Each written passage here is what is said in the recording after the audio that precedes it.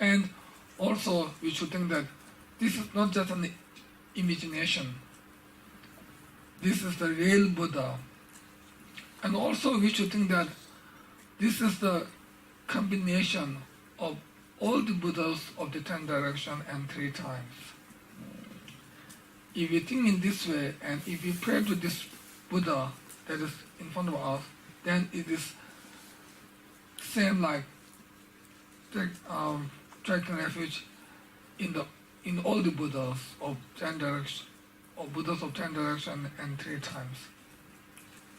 So we should think that this Buddha in front of us is the combination of all the Buddhas, and this is the real Buddha, and this is in the nature of the light. This is a resultant Buddha. So with such perception, if we take refuge in the Buddha, then we will receive the blessings of real Buddha. If you think this is a statue, and with such thinking, if we take refuge, then we will receive the blessing of not real Buddha, but the blessing of the statue of the Buddha. There's a big difference between these two blessings. So to receive more blessings, to have a more impact on our mind, we must think this is the real Buddha in the nature of light, and this is the combination of all the Buddhas. So with such perception, if we take refuge, then our refuge will have more merits. We can earn much greater merits. We will receive more blessings, and through such practice, we will have a greater result. So this is very important to know.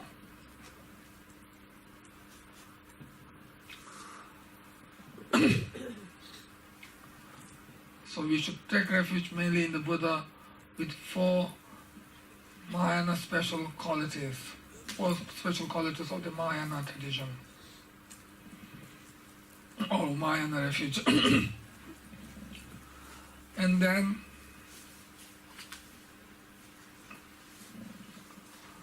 the benefits of taking refuge, it is said in the Buddha's teaching or in the sutra, if the benefits of taking refuge vow is in a physical form, then the whole universe is too small to contain it. So it means taking refuge vow has infinite benefits.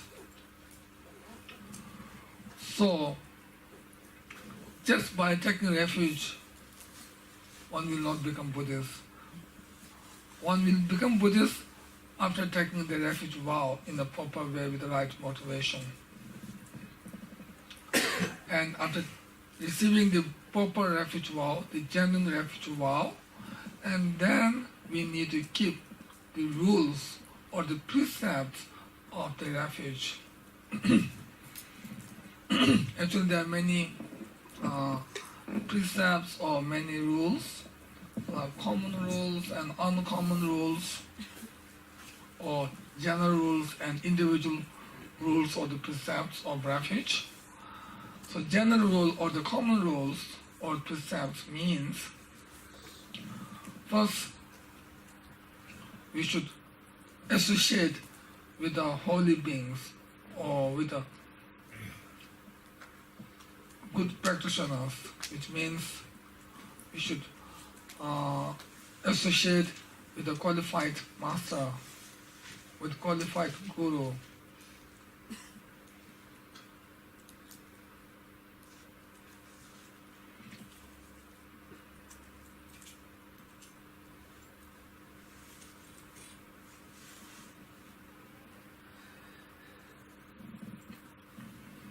So qualified master means one who can give teachings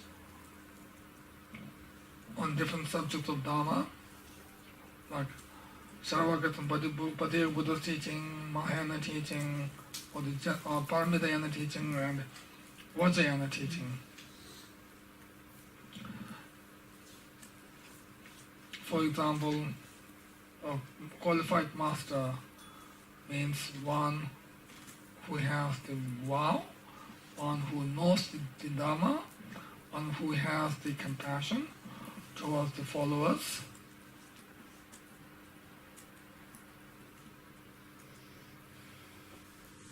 So if one has these three, then I think that is the qualified master.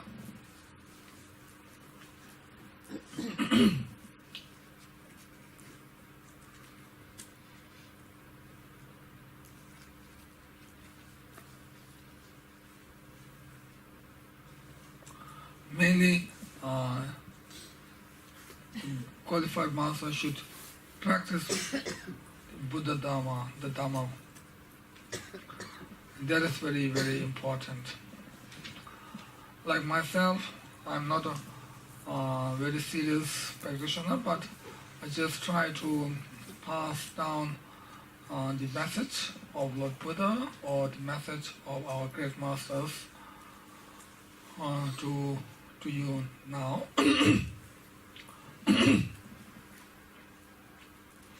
And then also one should listen to the teaching.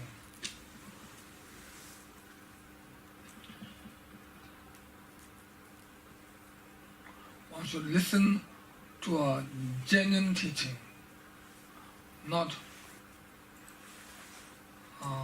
fake or superficial teaching, but the genuine teaching.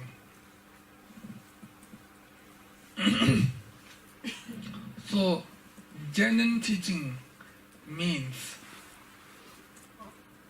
any Dharma teaching should have source, should have origin, or should base on Buddha's teaching. If a master gives a teaching that is not according to the Buddha's teaching, then it is not a genuine teaching. So any teaching that we receive should base on Buddha's teaching.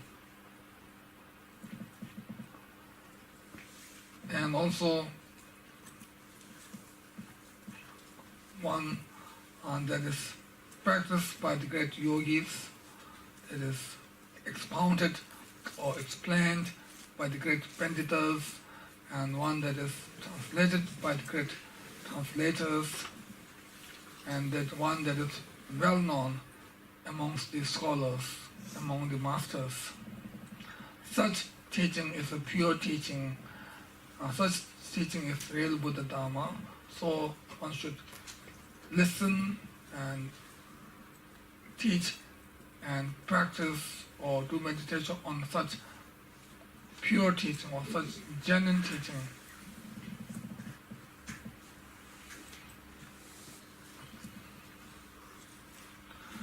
If our teaching is not based on Buddha's teaching, then although it seems like very profound, but in reality it is not the real Buddha Dharma. Buddha Dharma should always base on Buddha's teaching. If one says one has greater knowledge than Buddha, then that master or that teacher is not giving a genuine teaching. It is not possible to have a greater knowledge than Buddha. If one is Buddhist, then all Buddhists should know that there is not a single Buddhist who has a greater knowledge than Buddha. Because Buddha has the ultimate knowledge. Buddha is the omniscient. So There's no greater knowledge than omniscient.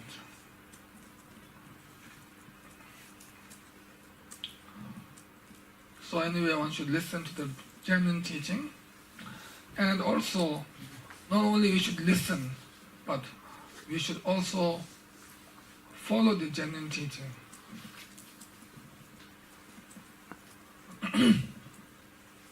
We should follow the teaching. For example, when one is sick, then one consult a doctor.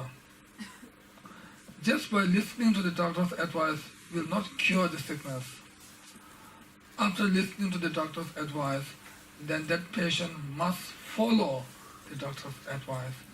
Without following the advice, just by hearing it, one will not cure one's own disease or sickness. So similarly, just hearing the Buddha's teaching is not enough. It will not cure our sickness of afflicted emotions. To cure the sickness of our afflicted emotions, we must follow, we must practice the Buddha's teaching.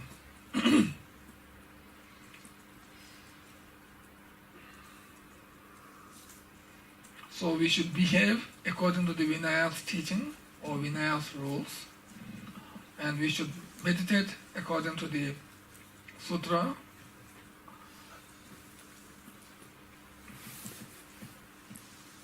and we should explain according to the Abhidhamma, and we should practice Vajrayana according to the Tantras.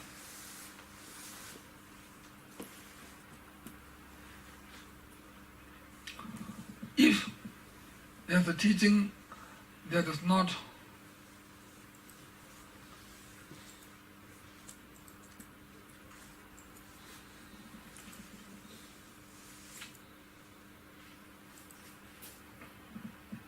matching the three precepts or the Tripitakas or the four classes of Tantra, then such teaching is not a genuine teaching, not a genuine minor teaching or Paramitayana teaching or Vajrayana teaching. If it is genuine Vajrayana teaching, then it must match with one of the Tantras. And if it is genuine Paramitayana teaching, then it must match with one of the Tripitakas or one of the three containers.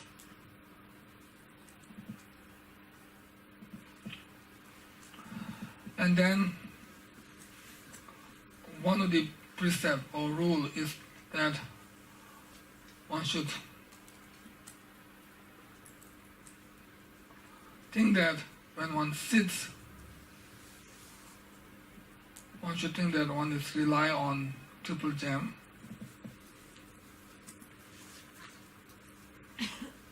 And also, one should always remember the triple gem. One should practice the refuge all the time. If one only remembers and take refuge when one faces great problems or great challenges, then it's not right. Whether one is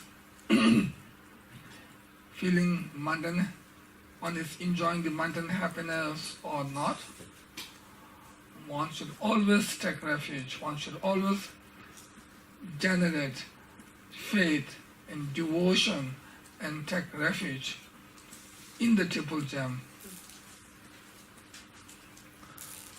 If one forgets to take refuge or if one forgets to develop faith and devotion in the triple gem when one is happy, and if one remembers when one is unhappy, then it means our faith is not a strong faith. So what we need is unshakable faith. Whether one is happy or unhappy, we should always take refuge we should always have faith and devotion and take refuge. So therefore, it is not just enough to have an ordinary faith. We should have unshakable faith. No matter whatever situation that we are in, we should always remember to develop faith and take refuge in the Triple Gem.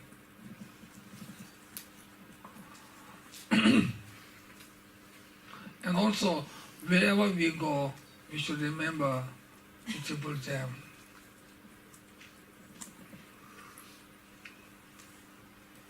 And also, whatever food that we eat or whatever drink that we drink, we should always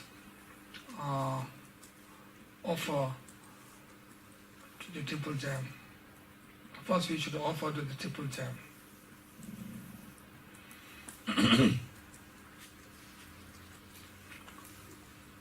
Etc.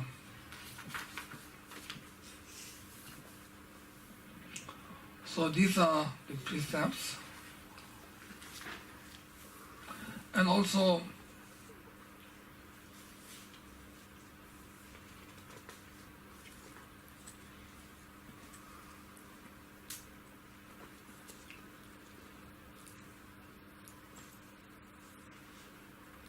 when we eat food, we should think that we are eating this food not only to fill our own stomach, but to feed the germs that are in our body.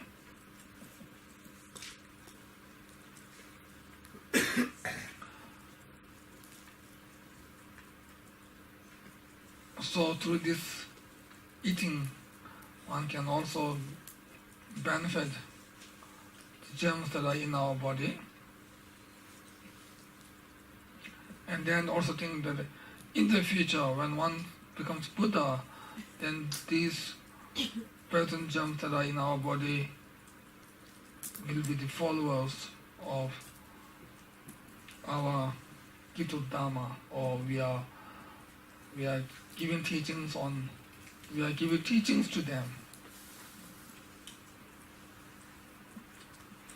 So with such intention, if we eat the food, then eating food itself becomes virtuous deeds, or eating food itself becomes a Dharma practice.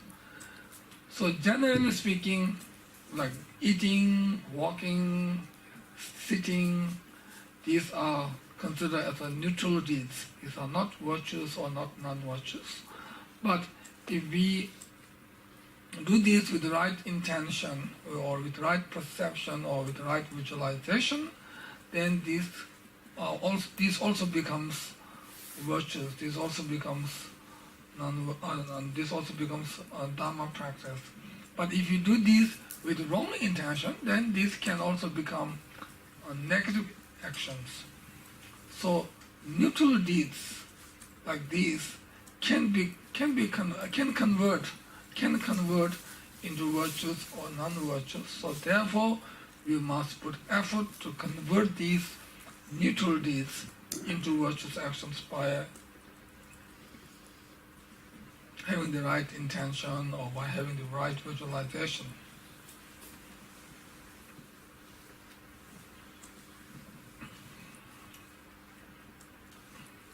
Also, when we sleep, generally speaks, sleeping is a neutral deed, but to convert this into virtues, first we need to sleep in a proper position, which means what we should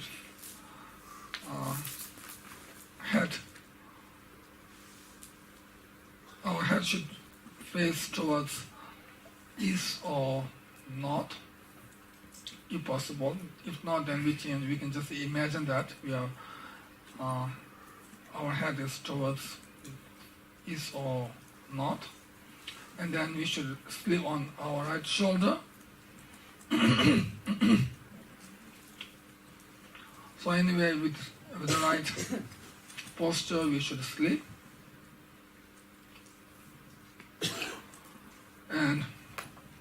sleep, we should think that may all beings attend the Dhammakaya. And when we wake up in the morning, we should think that may all beings be able to gain the Rupakaya. So with such intention, we should get up, or we should wake up or get up. Yeah, we should get up.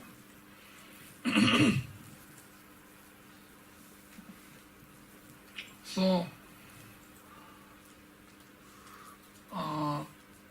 in the morning, the first thing we should do is we should do this kind of perception, thinking that may all beings be able to gain the Rupakaya, and then we should develop the right motivation. Every morning we should develop the right motivation, and especially when we develop bodhicitta, we should think that for the sake of all the sentient beings, I wish to attain Buddhahood, and for that purpose, may all my today's action be the cause of attaining the Buddhahood. And then before the teaching, you can think that in order to attain Buddha, for the sake of all the sentient beings, you wish to attain Buddhahood, and for that purpose, you are receiving this teaching or this initiation, etc. But in the morning, you should think that for the sake of all the sentient beings, you wish to attain Buddhahood, and for that purpose, may all your today's action be the cause of attaining the Buddhahood, like that. And then, at the end of the day, at night time, we should count, ideally speaking, we should count how many good things that we have done and how many bad things that we have done. Like in the past, the Kadamba masters, if they remember doing good actions, then they put one white stone. And if they remember doing bad action, then they put black stones. So try to remember what one has done.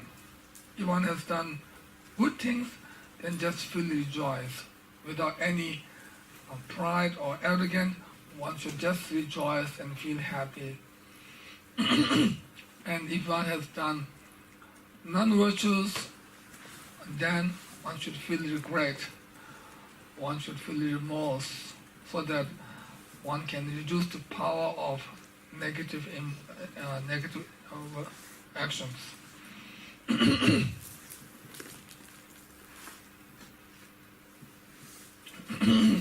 So anyway, try to convert all our actions into virtual states or into Dharma practice. Actually, Dharma practice means not only doing prayers or doing prostrations to Buddha or doing circumambulation to a temple or to a stupa. Not only that,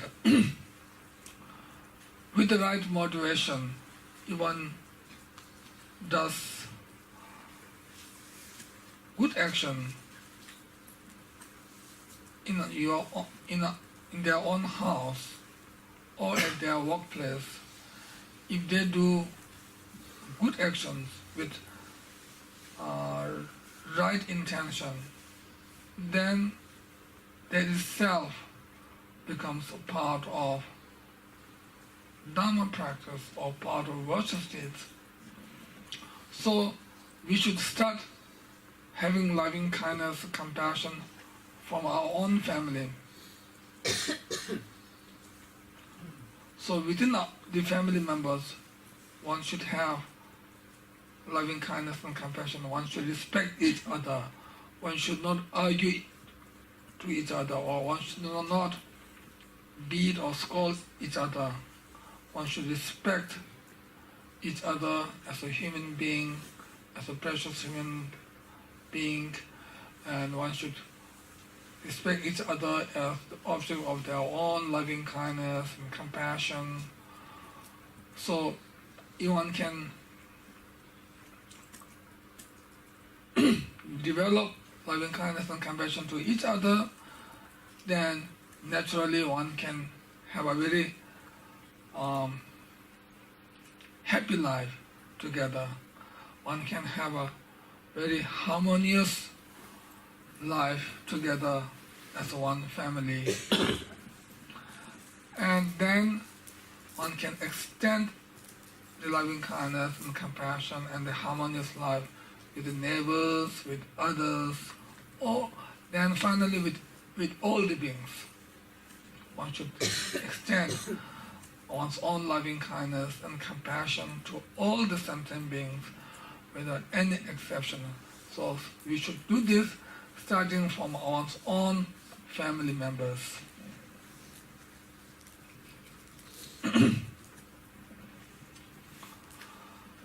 And especially we should respect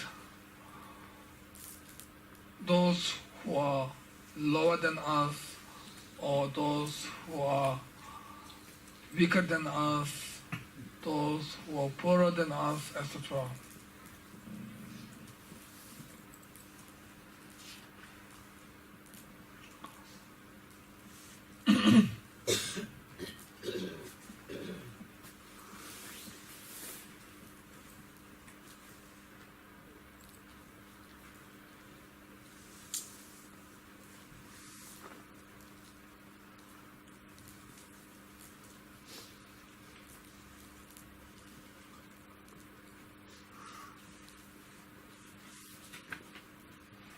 So someone might think when one is sick, one can just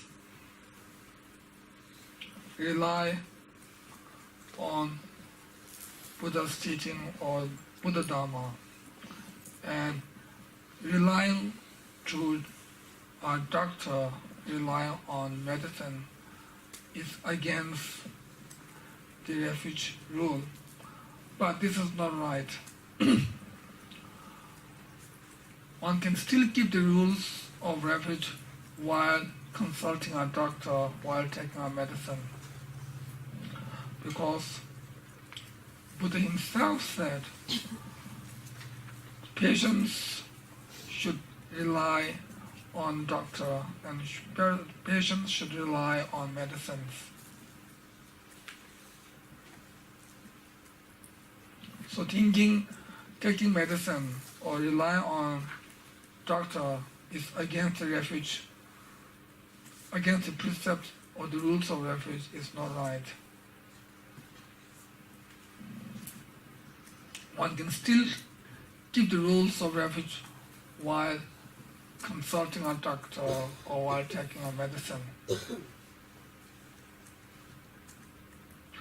And there are also other rules or precepts of refuge, and then the individual precepts or the specific precepts or the rules of refuge is that after taking refuge in the Buddha, one is not allowed to take refuge in mundane gods, and after taking refuge in the Dharma, one should not harm any sentient beings, and after taking refuge in the Sangha, one is not allowed to make spiritual friends with non-Buddhists.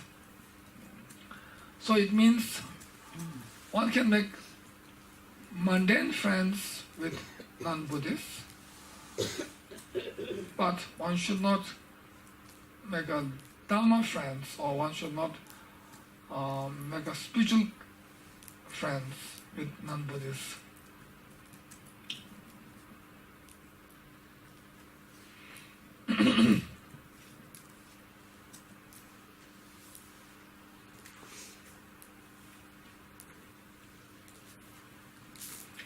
And also,